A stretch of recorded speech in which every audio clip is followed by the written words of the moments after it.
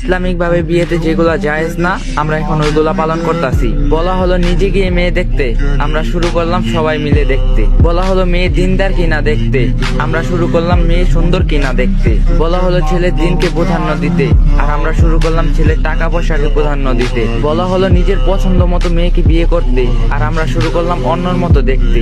বলা হলো মেয়ের মতামত নিয়ে বিয়ে দিতে, আর আমরা শুরু করলাম নিজের ইচ্ছাতে বাধ্য হয়ে বিয়ে দিতে। বলা হলো কম খরচে বিয়ে করতে, আর আমরা শুরু করলাম অনুষ্ঠানের নামে টাকা অপচয় করতে। বলা হলো মসজিদে বিয়ে করতে, আর আমরা শুরু করলাম সেন্টারে শুটিং করে বিয়ে করতে। বলা হলো আল্লাহর সন্তুষ্টির জন্য বিয়ে করতে, আর আমরা শুরু করলাম নিজের স্বার্থের জন্য বিয়ে করতে। বলা হলো ছেলের পক্ষে ওয়ালিম করে মানুষকে খাওয়াতে, আর আমরা শুরু করলাম মেয়ের বাবার উপর জুলুম করে খাইতে। বলা হলো স্ত্রীর মহারানা পরিশোধ করতে, আর আমরা শুরু করলাম যৌতুক নিতে। বলা হলো বিয়েকে সহজ করতে, আর আমরা শুরু করলাম কঠিন করতে।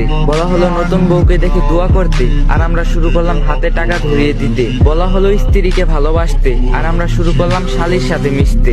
বলা হলো স্ত্রীকে সুন্দর করে কথা বলতে, আর আমরা শুরু করলাম দাসীর মতো আচরণ করতে। আল্লাহ তাআলা আমাদের সবাইকে ফিতনা থেকে হেফাজতে রাখুন, আমাদের সকলকে বুঝার তৌফিক দান করুক, আমিন।